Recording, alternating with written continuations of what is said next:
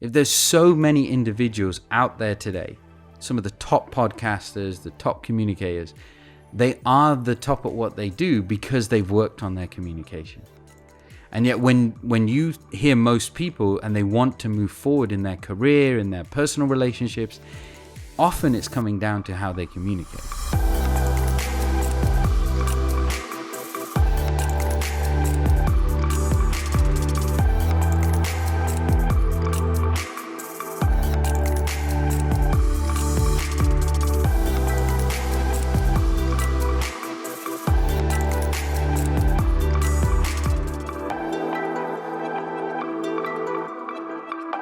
What's up, everyone? Welcome back to my podcast. On today's episode, I have Neel Bhandari. He is a communication and leadership coach. He's the founder of Ekios, a training company that focuses on improving technical, financial, and communication skills. He is known as a secret amongst Wall Street and works with billionaires and influential leaders. I've also had the pleasure of working one-on-one with Neel, improving my own communication and seeing just how powerful the art of storytelling, the art of communication, the art of having emotional intelligence can have an impact on my life, my relationships, my finances, and my business. So I'm extremely honored and excited to have Neel on the show today so we can talk about some of what he does and learn how to become a more effective communicator in all areas of life. Neel, welcome to the show. I'm so happy that you're here. I'm honored to finally meet you in person after 3 years of not seeing each other. And just coming in, seeing your space and how you hold your space here is wonderful. Because for 3 years, I'm used to seeing you through a camera, and then there's so much more depth. So I'm honored to be here with you. Neel, I feel like I know you. Like, I feel like every time we have these conversations, we go really deep. Yeah. And I feel the same way. I feel just really excited every time we get to talk because I know it's going to go to a place where I'm going to learn more about myself and how I can take that with me to the world and show up differently so that I can have more intimate connections with my friends, my family, my partner, and my clients as well. So I would love to learn more about you and how you got to the position where you're at now. If you could just give me some type of version of that. Long or short, I'm open for it. Yeah, you can probably tell from my accent. I always say with folks who hear me, here in America, was born and raised in the UK, small town called Coventry, which is not that famous. In fact, I say it is famous for a few things. Lady Godiva, people have eaten Godiva chocolates, but they have no idea the story of who Lady Godiva is. She was from Coventry, and Coventry's got this esteemed history of being a place which used to be a jail. So it's an interesting historic history. And then also an engineering town. So growing up, I was finding my way. My parents they were born and raised in Kenya, then made a shift over to the UK. They never met each other in Kenya, which was interesting. But in London and around the Midlands, they finally met each other and married. And I found that growing up in such a large family, that it cultivated a certain drive and spirit in all of us as children of this huge family. It was extended. So my father's 2 brothers lived next door. And we all grew up with this extended family. We had this huge car that we would all go to the same school with. My cousin sister, she's like my sister who I went to school with. We all did similar things. And now as we got older, it spurred out into many other opportunities and avenues. And mine was actually motor racing. I dreamed, my father worked for Rolls-Royce. My grandfather was a mechanic. They say I jumped out of a car window at the age of 1 and fell on my head. So it could be the reason why I am who I am today. But it also gave me this need for speed that I've had from a very young age. But very quickly I realized after about 16, I got into a few accidents karting. And I don't have that same drive. As soon as I had the accident, something awoke in me that I want to live. I don't have that same fear.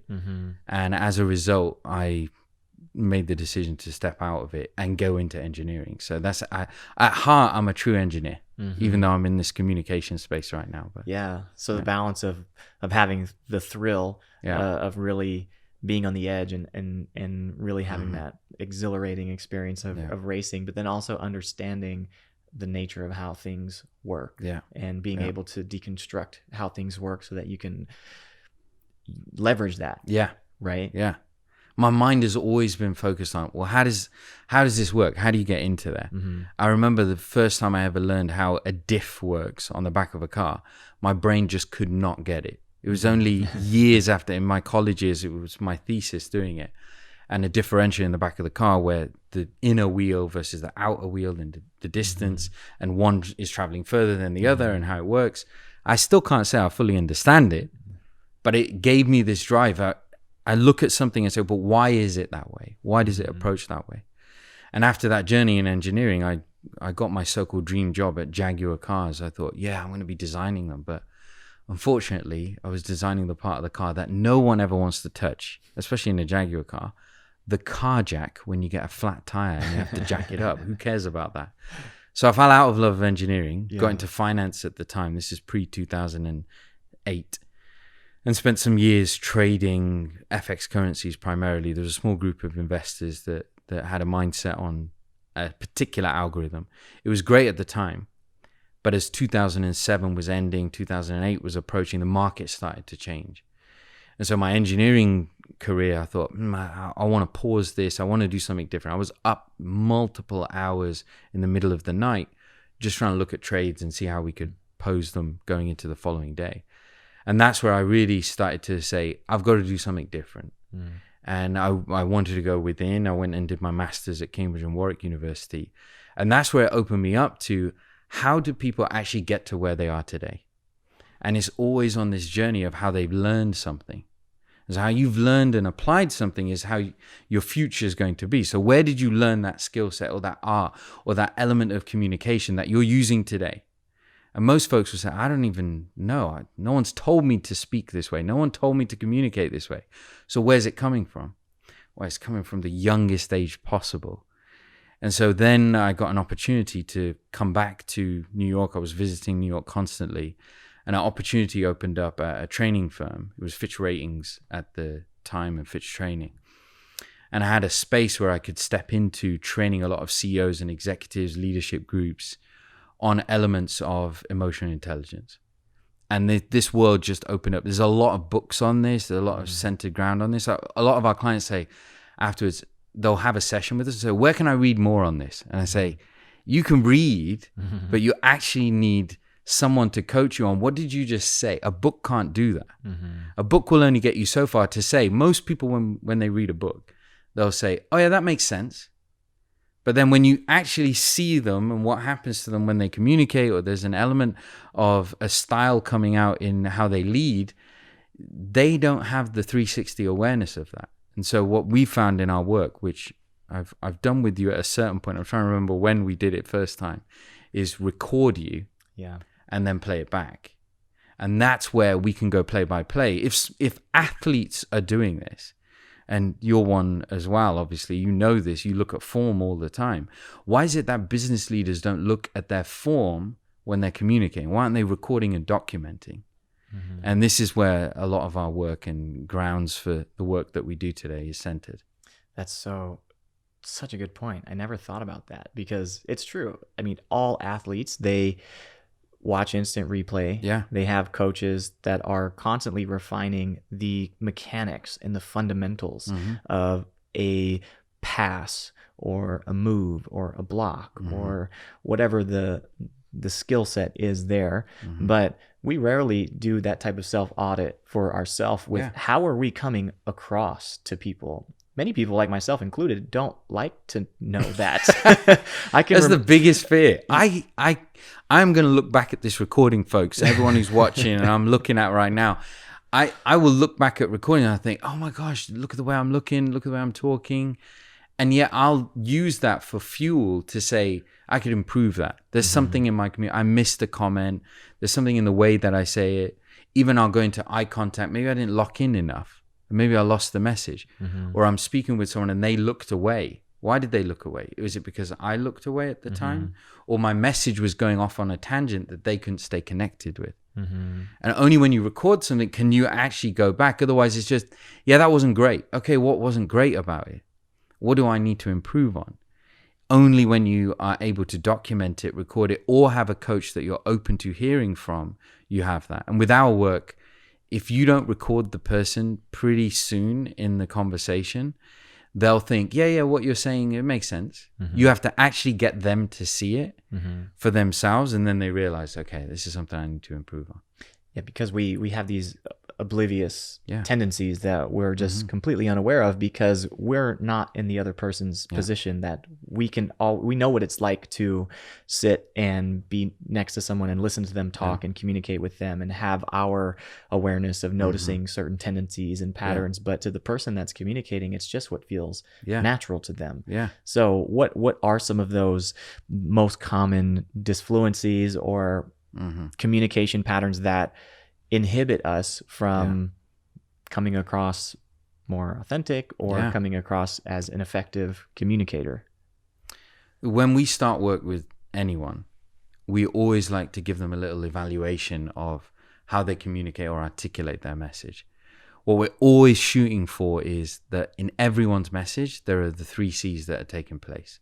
That's the foundation. Whether you say, hey, I want to avoid conflict, I want to be a better negotiator, I want to make sure I push certain deals across the table, I'm not as confident with someone. In a personal relationship, I allow people to walk all over me. How do I master this? It all starts in how you communicate. And the 3 C's are that every single time you open your mouth, there has to be a clarity to it. And so often you'll hear people speak and their message is all over the place, what they're trying to articulate. And as you rightly mentioned there are disfluencies that come in. We'll talk about those. The second C is concise. Everyone is limited on time. And even if they're not limited on time, they're giving you the eye contact. They're giving you the attention. But guess what's happening? In their mind, they could have already drifted away to something else. Right now, I'm in your lovely home. It's a really nice environment. And there are cats here. And I can't help it. But when one of these cats walk by, my mind goes, ooh, where's the cat going? Is it going to come up? Which I'd love. I love petting cats. Is there going to be a moment that it distracts me from my message? So just if you're in a room and somebody walks past, you can't help it, but your eyes will look there. And in that moment, you'll stop listening to the person speaking. So for us as speakers, we've got to get more concise with our message so we can keep pulling them in. Now, there's a time limit to it. On average, what the studies we've looked at show is, well, you guess, how long do you think before somebody's going to clock off and not be with you anymore? 8 seconds. That's the average. Am I right? You are on with the money there. Some people say 7 seconds. Okay. Some people say 6 seconds. Microsoft study says 6 seconds. Let's be real with ourselves. If you're on any social media site, when your thumb is going, it's a fraction of a second and you've already locked on to the next piece of content or the next piece of content after that. Your brain... I say that, I'm sorry to interrupt. I say that because of social media. That's immediately where my mind went was... I believe I've heard it somewhere that you have 8 seconds to capture somebody's attention before they scroll. They just start going somewhere else. It's a very small window. Then the reality is, well, I can't say everything I need to say in 8 seconds.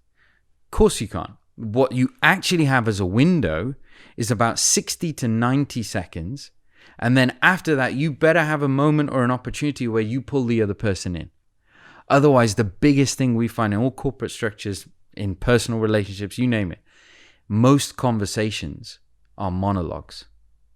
It's just one way. I'm going to tell you. Who wants to be told things? If you switch conversations to a dialogue, it changes the whole dynamic. And that's the biggest shift. And that's where that whole concise piece locks in. The third C, we'll get into it, credibility. It's something you have to earn. You can't force it on people. People want to show up and say, hey, I've got a title in the front of my office or in front of my name, that you need to give me that, or that title is enough. It's not enough. As you speak, as you communicate what you're articulating, you'll see that come through. And that's the credibility piece. And you may have the background for it, but if when you speak, you're off, it's going to lose the entire message. I haven't shown you this in a while, but I'll show you the 15-year younger version of myself. So this is 15 years ago, before I was coached in any of this and recognized what I need to improve on. This is kind of, sort of me, how I would, for the kind of most part, like kind of articulate, sort of messages. And, for the most part, you kind of see, I don't know why, but I kind of even, sort of put an American accent on as well. When I go to my 15-year younger version, this is how it sounds in my head. But I don't know, somewhere from middle America. What's happening there? What did you notice? You can critique me. Yeah, it was all over the place. Yeah. You weren't concise with what you were trying to say. Yeah. And there was a lot of disfluencies and fluff. Yeah. A lot of fluff and filling the void with words. Exactly. And so the generation that we see today, we know they've got the skill sets. We know they're smart. What we hear from a lot of leaders when they're interviewing the next generation is they just don't sound like they are. And we coach them on what they are specifically and how to avoid them. It's important that this next generation recognize it. And one of the biggest words is like that are used. Like. The words that I was using right there was a lot of passive phrases as well. And we, as this next generation, it's important for us to recognize that the value of our tongue and the words. I love the work that you do, Nimai, because you're so focused on what you put in your mouth. And now all of our conversations is what's coming out of your mouth. Mm-hmm. So all the protein, everything that you're having, those complex foods that you're eating. Now, how are you digesting that and what's coming out of your mouth? And if we pay more attention to that, we can be in 3 brackets. We're either going to be aggressive, and folks who are aggressive, you can just tell people are off-putted by them. There's a certain style they have that people aren't going to be honest with them. And if they're a leader, great. Though they can lead the way they are, but they're not going to earn the respect of the folks around them. They're not going to get the true honesty of the team. So many leaders who we coach, they're very aggressive, to the point where they're being placed into a corner where they're not getting access to the information they need to run a hedge fund.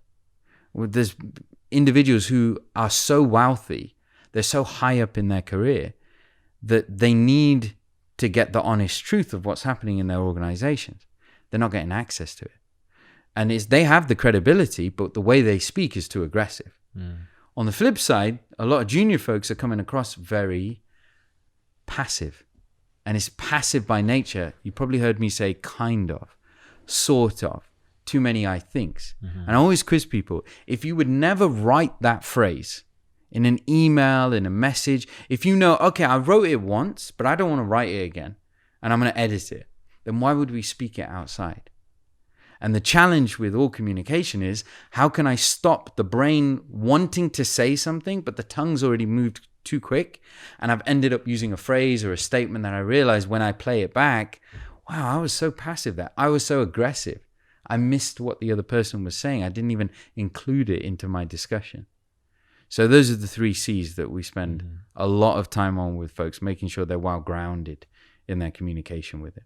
Wow, it's so, my brain is going all over the place, because it is so true what you're saying. The credibility part, especially for me, because I have met countless people that have all the titles in the world, and it's only once you enter conversation with them that you say to yourself, wow, okay, this person really does know their stuff. Yeah. And then I've met other people that have those same titles, and you feel the opposite. You're like, does this guy know what he's talking about? Exactly. Yeah. So having that framework to be able to go into a conversation and understand why you feel a certain way about somebody gives you the context to be aware of how you can show up in a way that you want to be seen. That's right. And have a clearly communicated message or intention that's received by the other person in the way that you intend on it. Yeah.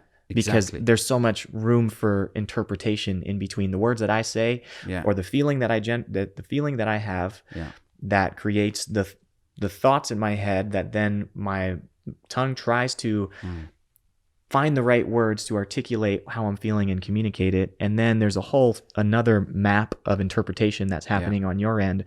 And we don't know if we're saying the same thing or if what I'm saying is landing. We're processing it. Exactly. Yeah. So I would say maybe even we can get into this part. having the emotional intelligence to even understand what it is that you're really trying to say. Yeah. How do you help people in that way? Because if you don't have the clarity, what you say is not going to be clear to anybody. Yeah. And that's where you have to be able to say the statements that you want to say in a private environment if you're struggling with it. Because a lot of folks, they'll say, I'm a big fan of unscripted conversations. This is unscripted today. The whole drive over, I'm thinking, what are we going to talk about? There's so many elements we could go into. And some folks will say, oh, if I'm having a conversation, if I'm going in that meeting, I need to have everything documented. Well, the reality is, what if I show up and you're giving me a completely different vibe and energy that, oh, it wasn't in my script that's there. So it's the emotional intelligence of a conversation is, I had a plan to speak about this, and I realized they did a body language gesture. Maybe they just went in that format. Their eyes went up, their neck turned up a little bit, and just as you started the introduction of what you were going to say. Now you got to have the emotional intelligence that this is not hitting right here. Oh, but I had prepared all this. Let me go through it first, and then maybe when I go to the Q&A, we can go into that in detail. You've just missed that audience for 15, 20 minutes. You've lost them. So one of the biggest areas we focus on is know what you're trying to say. What do you think is also going to resonate with this audience? Where are you trying to take this audience? And so often we fall short. It's what we want, and we forget what the other audience or the other person that we're talking to wants out of the conversation. And we have to start to integrate that a lot sooner. And sometimes you can't do it in advance. You have to do it right there and then. So sometimes we say, first ask questions. You're sitting there with a person, you want to influence them, you want to get your way. Don't sit there with your agenda. Try and communicate with them. One of the biggest things in negotiation is getting the other person to start saying yes more. Did you have a nice ride over? You want them to say yes. Now, if they start saying no, you're getting an awareness something's been going on. They didn't have a good morning. Oh, what happened? Try to explore. Get on a personal level with them so you can understand where they are in this moment, so that once you finally do start talking your piece, it sits right with them. I look at all conversations as offerings. I'm giving you an offering of something that I want to share. It's up to the other person where they take it. You're offering it. Most conversations are, how many of you have heard of this? Let me tell you something. Let me tell you. And the person starts with that and says, oh, okay, what else is the person going to say? But it feels forceful in that moment that, let me tell you something. It was like non-consensual. Like, let me tell you something right exactly. now. I'm going to offer you some advice. Yeah, exactly. I'm not offer. I'm going to give you advice whether you want it or not. Then leaders, we see a lot of CEOs, they'll do this. Look, folks. Like, well, I was looking. Why are you telling me to look? I was already looking. I'm here. It's just their process. They're not even realizing they do it. The intention isn't there. We know that. Yet for an audience, it can just feel as if they're stepping up to take control of this scenario or situation when they may not need to be that way. Now, that can come across as more as aggressive. What we're seeing more than the other is folks are passive. Leaders are passive. And where it comes out is primarily in the disfluencies. They're still trying to articulate their message. So when typing, you've got that chance. You type it, you delete it, you type it, you delete it. But when we're in that zone of speaking, you don't have that time. So most people end up saying, I mean, kind of like, and those come through. So our big goal is, how do we clean up folks' communication so that really what they want to say is coming out, as opposed to, I'm on this meandering kind of sort of path that the brain immediately says when listening to a person, oh, they're still formulating their thoughts and ideas. So you know what? Let them think through it. Let me think about what I need to order for lunch today. How about that email I didn't answer? Or that trip was lovely yesterday, wasn't it? You take a passport-free trip anywhere in the world. And once they found where they are in the conversation, the other person, we then start to lock back in. But it's too late at that point. We've missed something. So it's up to us as the speakers to bring that in. And also our body language probably shows those micro cues or micro expressions the other person can pick up on, which then might lead to further disfluencies or meandering. Exactly. Or a shift in what they were trying to say. Yeah. Right? It's this constant dance Yeah. between two people when they communicate. I love what you said, that you're always offering something. Yeah. I was told before, and I don't know where I heard this quote, it might have been from a communication book that I read, is that you're always selling something. Yeah. Every communication, you're selling something. You're selling the idea of being liked. You're selling this persona of who you are. Yeah. But I never really loved the word selling. That's the biggest problem. That's why I never like to use it. Yeah. Because as soon as you say that, so many people clam up and say, "But I'm not in sales. I'm doing my work. You should just accept." That's not part of my remit. I'm not a seller, and that's why I don't use that language either. Because it's so much more than that, and especially in tech. I've got an example for you here. Let me see if it's up on my laptop. This is something I show a lot of CEOs and leaders. Now, this is a leader, and Google, do not be offended by me playing this. This is just the reality. I could have picked any leader. This just happens to be Sundar Pichai. And so I'm going to play you a clip of an unedited audio clip in a conference call. It's a quarterly update from Alphabet, which is Google, YouTube, all those organizations. Sundar Pichai is speaking. Now, we know Sundar Pichai is super smart and intelligent. He's asked a simple question about the future. This is during COVID time. It's about a year and a half ago. And as he answers this, he loses all 3 C's. He's not clear with his message. He's not concise. And you'll see, he'll start to lose credibility. Have a listen into what that is and why that is in this audio clip. And I recommend to anybody out there, if you're listening to this, count it. Get a pen and paper out. Do it on your phone, whatever's easier. Count the number of disfluencies that you hear right now. It could be an that's 1. A kind of, I mean, I think, that's 1. And let's see how many we get. And I'll ask you how many you count in this as well. The challenge on. And then we've got Matrix behind the camera as well. I'm going to ask Matrix, how many did he hear also? Let's have a listen. In terms of overall priorities, I would say, we've always taken a long-term view through, and thinking through the arc of where things are going, and our deep focus on AI. It's an example of that, and we've been convinced for a while that those trends will play out in the long term. And so, if anything, through moments like that, the strong foundation we've built, allows us to continue to be able to invest in our long-term areas. So AI is a good example of it. The shift over time on computing to ambient computing is something we're going to be deeply committed to and continue to invest there. Cloud and productivity software for businesses of all sizes is a deep area of investment, and so so the thesis still remains. All right. I think I counted 26. Ooh, Matrix. 28. Ooh, it's in between you. We have a debate with our group, the exact number. I'm going to give it to both of you here because we average about 27, 28. 27. So you guys really got it on. You were listening. Now, for those of you who are hearing this as well, that we just heard Sundar Pichai speak that way. And if I ask you, how long did that feel going through that? It felt like a while. Yeah. And I have no idea what he said. Exactly. I was looking for the disfluencies. Yeah. But also I have no idea what he just said. Yeah. There's Couldn't no tell you relevance anything. for exactly. Couldn't tell you anything about what it was about. That's it.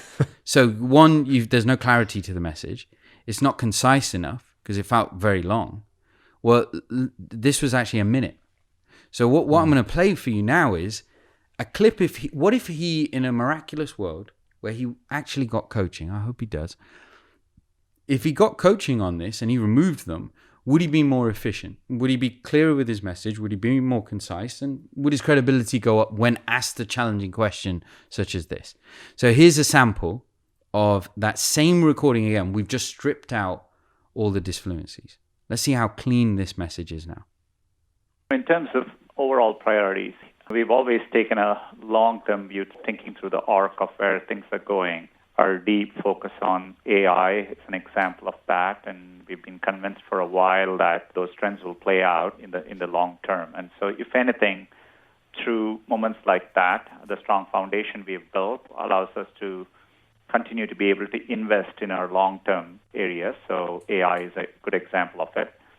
The shift over time on computing to ambient computing is something we're going to be deeply committed to and continue to invest there. Cloud and productivity software for businesses of all sizes is a deep area of investment. And so the thesis still remains. And now a word from our sponsor, BetterHelp. Do you ever find yourself feeling overwhelmed trying to juggle all of the responsibilities of work, relationships, and just life in general? As a content creator who puts so much of my life online and runs 2 businesses, I am no stranger to burnout. Burnout is a gradual and subtle process. It doesn't happen overnight, and it can creep up on you. There's been times where I found myself feeling consistently drained, defeated, and sometimes even hopeless that I would be able to meet all of my constant demands. We associate burnout with work, but that's not the only cause. Any of our roles in life can lead us to feel burned out. BetterHelp Online Therapy wants to remind you to prioritize yourself and that talking with someone can help you identify what's causing you stress in your life. As someone who has been in therapy for years, I can honestly say that having somebody to talk to has been the biggest game changer for me in a way to identify when these feelings creep up and how to manage them in a healthy and productive way.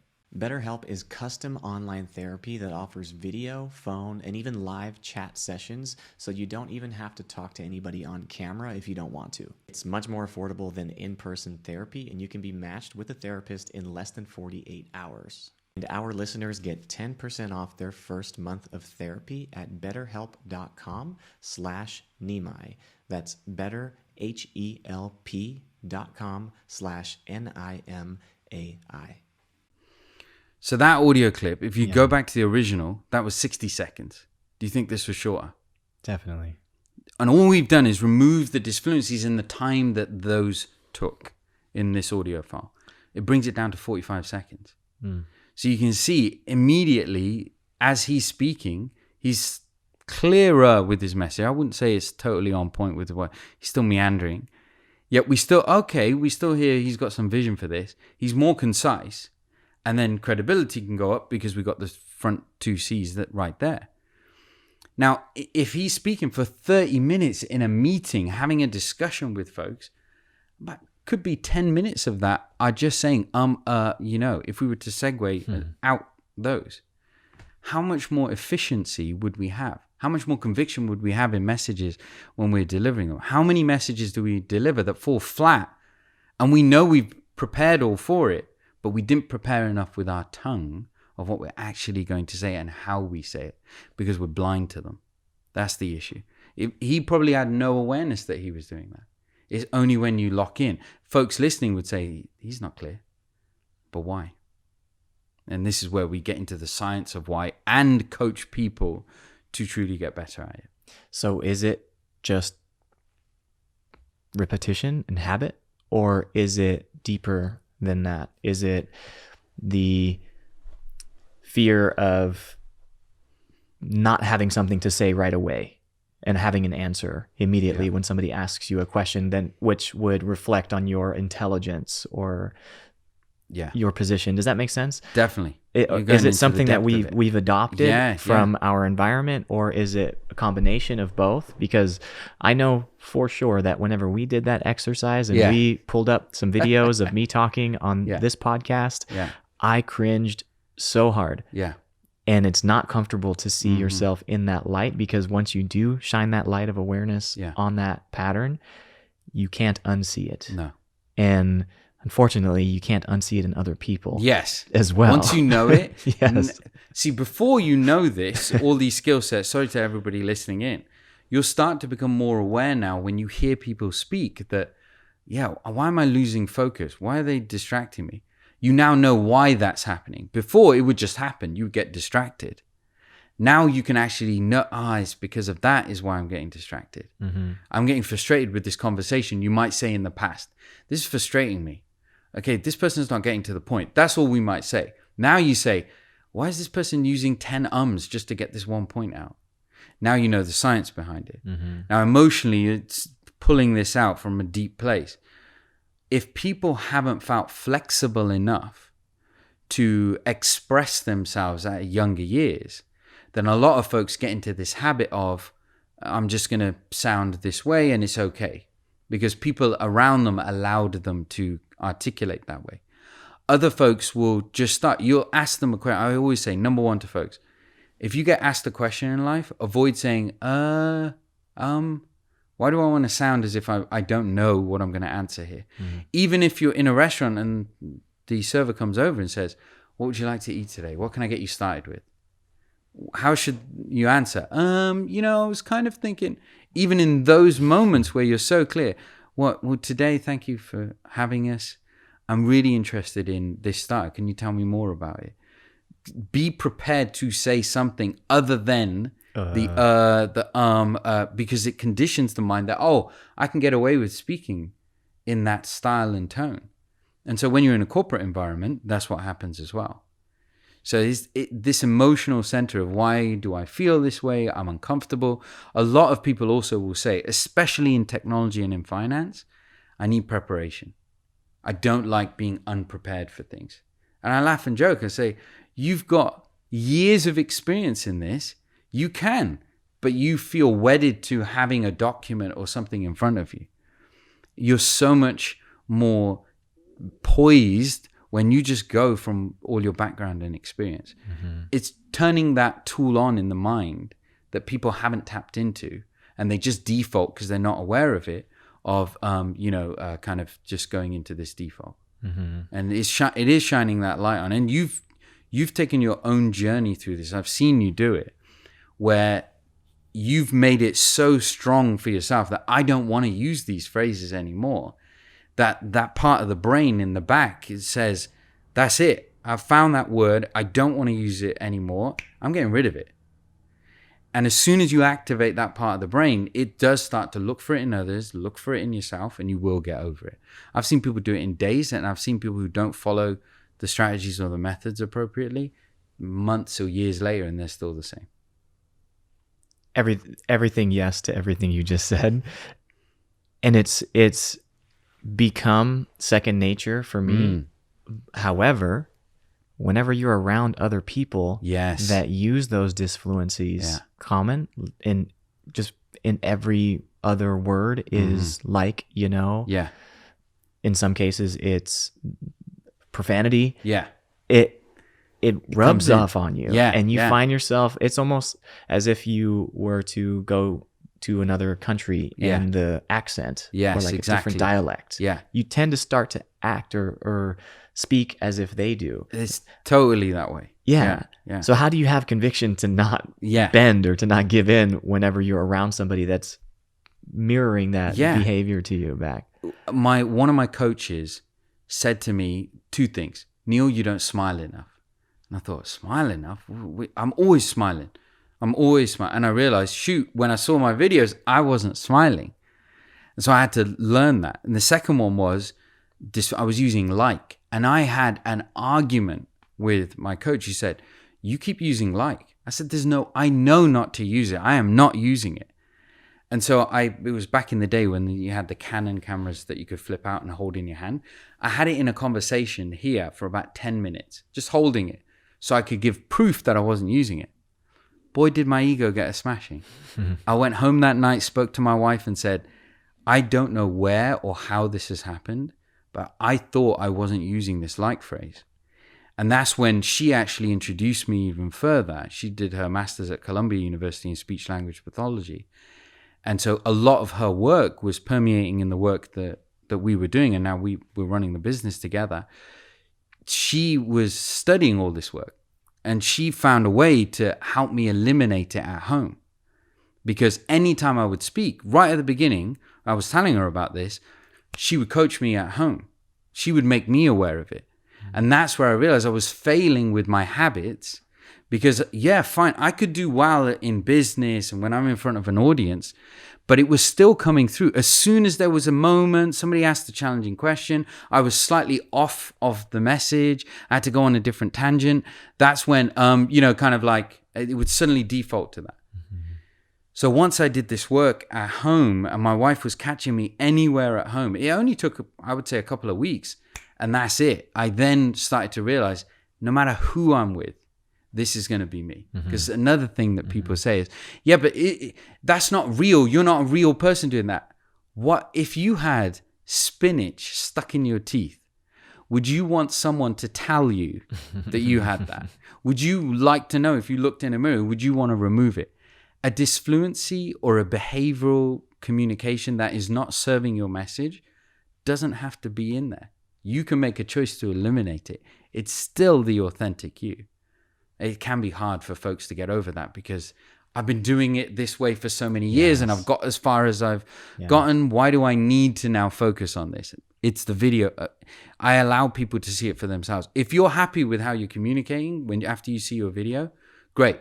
You be happy. Mm-hmm. The reality is you're going to lose your audience if you continue that way with that ailment. Yes. We can get rid of it. Yes. That's the biggest thing to work on. Yeah. And to have the humility to learn always. Yeah. Right. Because it's easy to get offended if somebody offers some constructive criticism, especially if it's something so sensitive to the way that you communicate, the way that you show up. Mm-hmm. Because at least me in the past, I would probably go to a place of, oh, am I weird? Am I showing up in a way that people aren't liking? Am I awkward? Is this coming across making me seem unintelligent? Mm-hmm. All of these thoughts, these are the ones that pop up into my head. Yeah.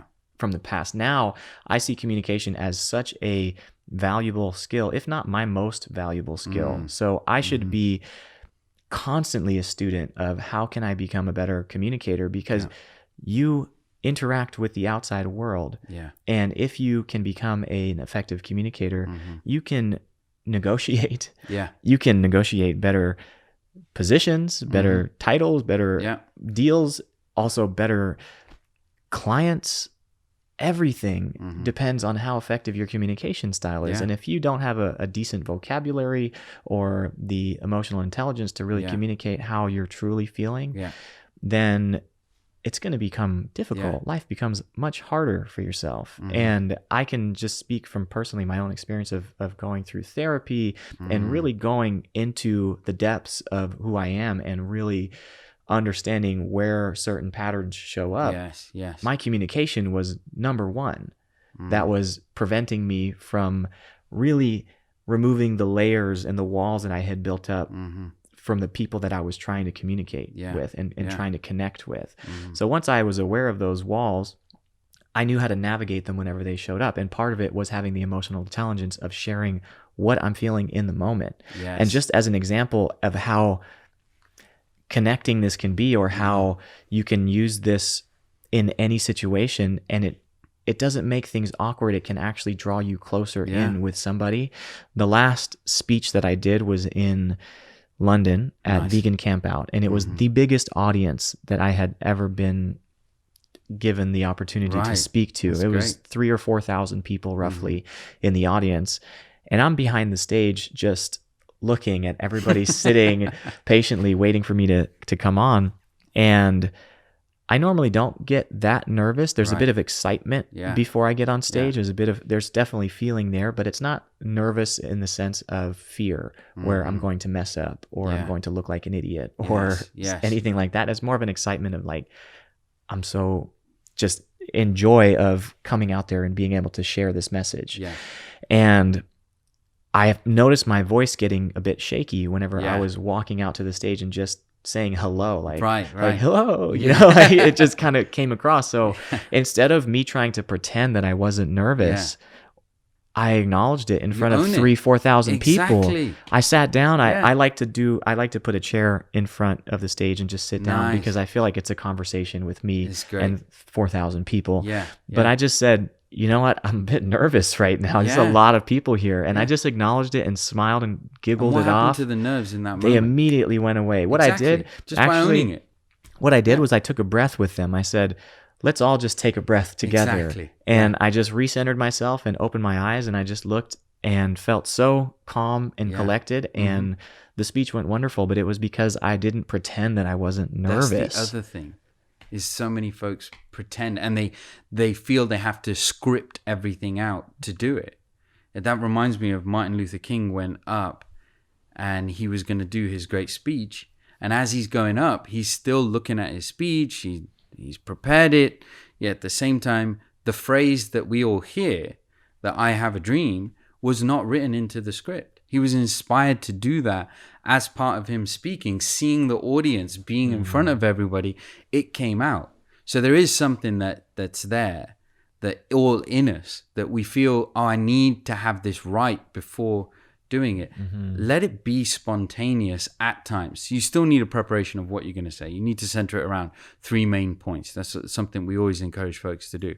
At the same time, you're flexible enough in the direction that you can go in. And that's what a lot of people feel tied to. I need to have everything lined up for it.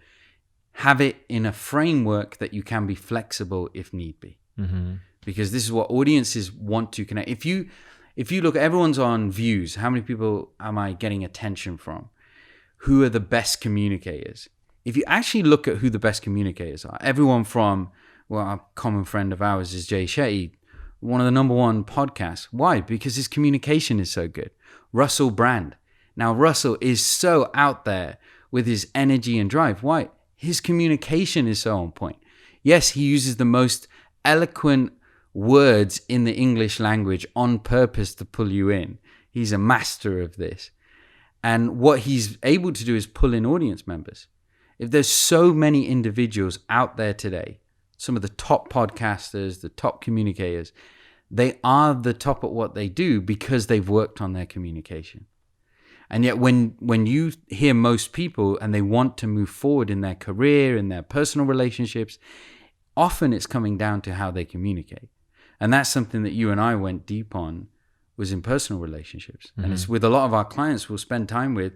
We'll help them with their corporate clients. And what I actually realize is you need to work on this in your personal life.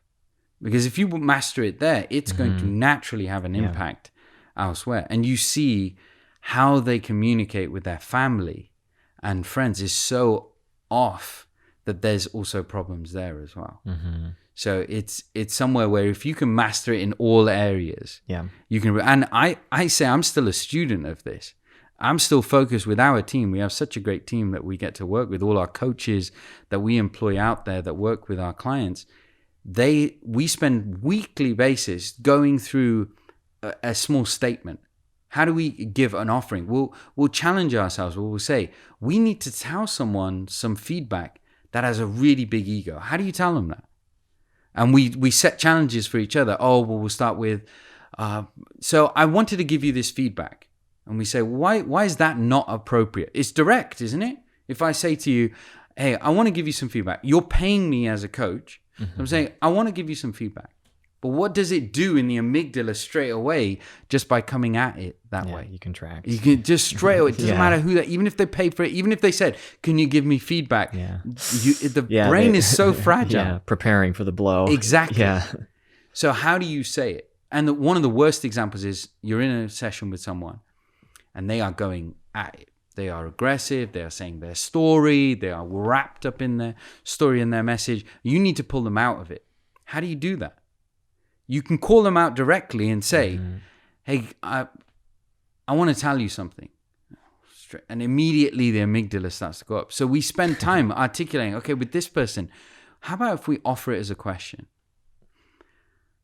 Can I pause for a moment? Just by saying that to someone, and the person, and what do you want them to say again? Now, what if they say, who's going to say no to that? In most decent human being, who's going to say, can we pause for a moment? Who's going to say, no, I don't want to. Now, if they do say no, guess what? Perfect. You didn't need to say anything. They need to get it out of their system. Let them get it out of their system. Now, if a person says, you say to them, can I share something with you? Go ahead. Yes, of course.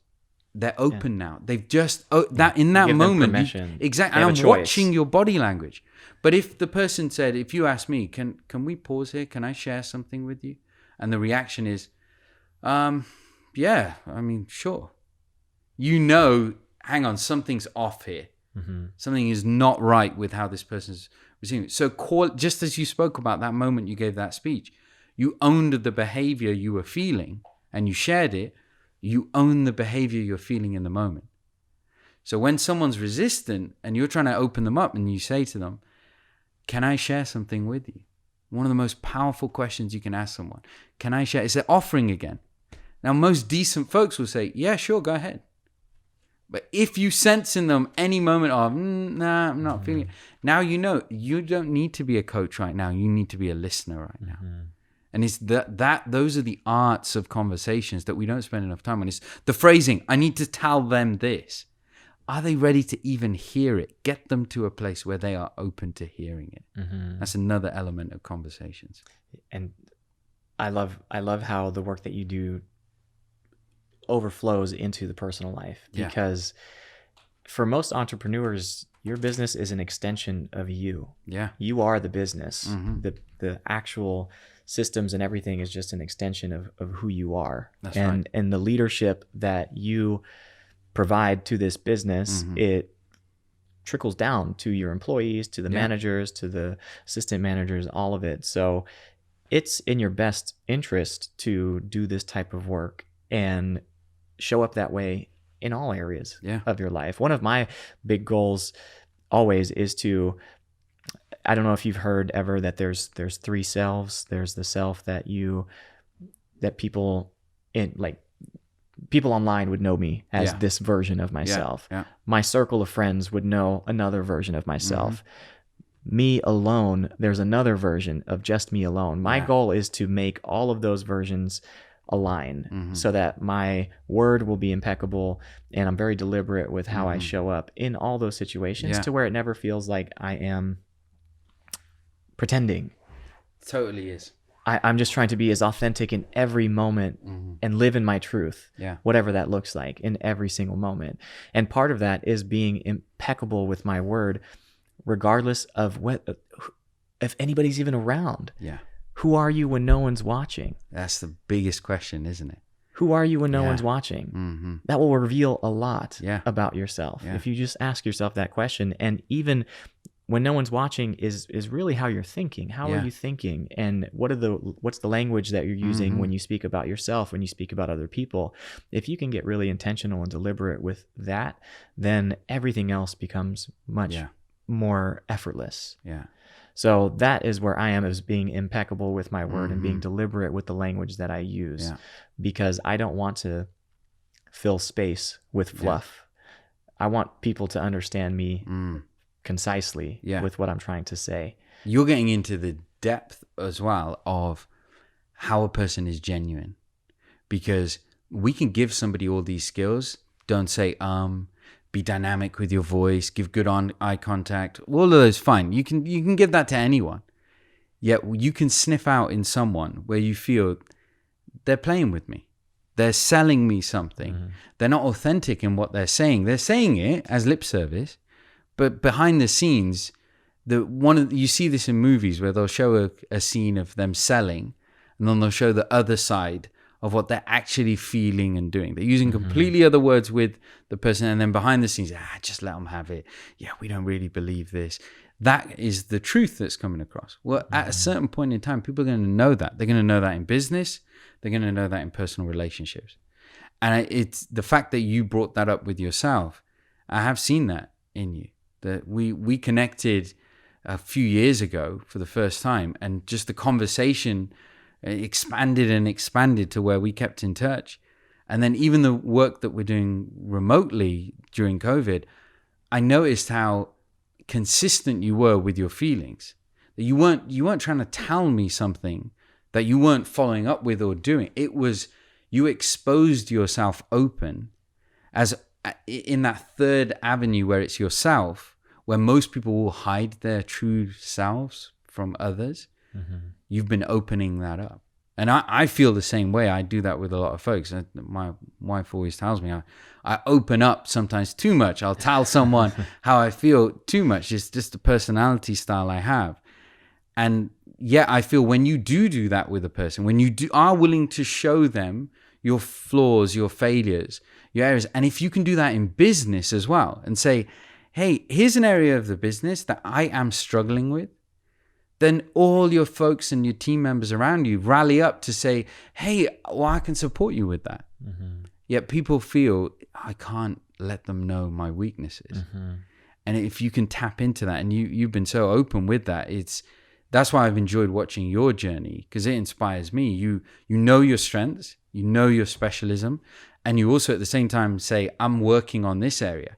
And it's, wow, you're not perfect. Great. That inspires people even further. And that's why it's always been a joy hearing your space on things, hearing how you've experienced something, because you're so true. You're not hiding anything. You're not pretending either. And that comes through.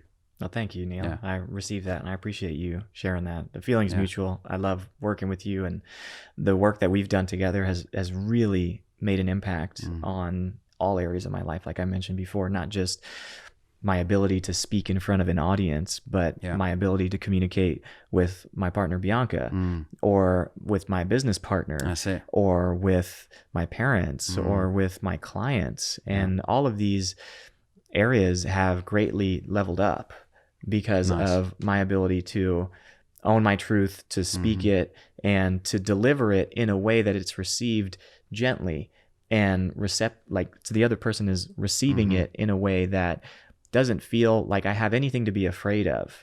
And also with the understanding that if I do speak my truth, there's a way to say the truth compassionately and kindly to where it doesn't feel like an attack. It doesn't feel like an offensive move to where the other person has to become defensive. And if somebody does not resonate with my truth, they will naturally remove themselves from my life. And that's okay. Yeah. That happens with friendships. It happens with relationships. It happens in business. And if I keep operating from my truth and believe that it's always going to lead me to where I need to be, then everything's always going to work out in that way, in relationships especially. And that I can say that belief has been reinforced by doing the work and communicating the hard things and saying the difficult constructive criticism or admitting to things. All of those things are a result of my ability to communicate and working on that. So thank you for that. Well, thank you for going on the journey with me. I know sometimes we would schedule an hour together and we'd blow through 2 hours, 2.5 hours and say, where did the time go? And I recognize a lot of it is we're going back and forth with each other, where I'm putting myself in your scenario and saying, ask me to communicate on this so you can see it. And if there's one tip and tool I can give to folks out there, if you're struggling with articulating any message, is pick someone who you trust and practice them saying your story back to you. Share with them what you're saying, struggle, get it out. You're going to be saying the ums, it's going to be hard. And then try and have somebody else put it back to you and see how it is on the other side. That's one way to do it. And the other way is taking a stab at it and doing the work for it. There have been moments that I know you and I have spoken about. I do this in so many cases in the corporate world as well, where I say, okay, what is it you want to say I'm that person sitting in front of you right now. Tell me the truth. That you say to everyone out. Just tell me the truth. And when they do it and they get it out, oh, wow, that's what I've been trying to say. And then we can work on the actual message itself. And then I take a stab at it and say, all right, I'm going to do a version 2. You give me feedback on it. And you have this back and forth. We do all that prep work in so many other areas of our lives. We practice, we prepare, we try it. When you're lifting weights, what do? You start with a lighter weight just to get the body warmed up for it. And then you take on the heavy weight. It's the same thing in communication. Take a practice at it. But we don't. Most people will go into a written document, a deck, putting a PowerPoint together, and it's two-dimensional. It's missing the heart of the message. So I'm honored that you've taken on a lot of the work that we've done together and put it into practice and seen the benefit. And Nimai knows that I'm watching him right now without watching him, because one of the things that when you work with our group, we're always listening. We're always looking to give you feedback. I can promise you I've turned that part of my brain off for our conversation. For this conversation, thank you. I had to. It will be there for me always. Oh, how's this person communicating? You do something really powerful. You will level up to the person that's with you. So I've noticed I don't even need to say anything to you anymore. You just do it because you know, oh, I'm going to match that person's level. What will still happen for many folks out there is when they're with another crowd or an audience, they can start to go down. And it's making sure you keep yourself accountable to it. I often say, I look at Nimai and I say, gosh, he's got the body that nearly all men are driving to get to and want to have. And he's so diligent with how he applies himself to it. I'm trying to get there with that. But I know that's an area of my life I haven't mastered yet. Communication, I love to spend time. I'm still a student. I'm still working on it. Yeah, I see how you follow it. And I try and apply the same skill sets with all the communication piece. There's a methodology. There's a regularity to it. There's a system in place to do it. And it's about following that. And I was talking to... That's the engineering talking. Yeah, exactly. The there is a flow to it. Yeah. I heard Jay Shetty say, he said that for him is discipline. In his life, it's all about discipline. And I'm terrible with discipline. I just really am. I go with where life's taking me, and I'm more flexible with that. I need my team around me to create the discipline that I do it. Otherwise, I just fall out of sync quite quickly. I have realized in specific areas, I spend more time on it. I have realized that more and more, I have to step up with discipline. And I've done it with my communications. I want to do it in other paths. And so when I'm with you, just knowing that I was here in LA and I was here for a couple of days, I woke up extra early to exercise. And in my suitcase, I only had bands, and I was doing a quick workout with it and squats. And I'm feeling it. This is great. It's just knowing that somebody else is more disciplined with you in a particular area. It can just inspire you to, well, let me step up and do it at the same time. So that's a beauty in our relationship that I've seen, is that I love getting encouraged by you in just how you are. And I've recognized that you've adopted it in the same way as well. So we push each other, sometimes even without saying anything. So, well, you clearly have a great influence on the people that you come in contact with, and especially the people that you train and you coach, because those are the people that are going out and really using that message to make an impact on this world. And ultimately, that's why I wanted to have you on this show, was to give the audience an opportunity to hear from you and just see how powerful communication can be, and how many benefits there are to doing this type of work, and having the awareness of how am I showing up, and not from a place of judgment, but from a place of opportunity. That the opportunity of improving this skill is endless. There's endless possibilities that can come from you improving your skill of communicating. So thank you so much for coming on here, and I hope that everybody that tuned into this episode got something out of it. I suspect that they did. And I would love to hear just any final words from you, anything you'd like to share, or something that you're working on. How can we find you, reach you, if you're even reachable? Yes. Well, I haven't paid too much attention to social media. And we put a few things out there, but I've realized a lot of my energy is being driven towards helping corporations or individuals. I do have a secret mission to help every soul out there that is trying to articulate their message and be clear, concise, and credible. And I see folks who they've got their dreams and passions in so many different topics and areas. And as you rightly say, it's their communication holding them back. And you can go and read a book on this. You can go and be on a video-based course. So something we've been toying with as a group, and we're going to be launching, coming out predominantly next year, is a program where you will get individual coaching. And we want to make this affordable. We work with clients that really pay well for the work that we do, because we really improve communication. How do we offer this out to everyone? And so we've been trying to not have a course that, you just show up and it's one dimensional.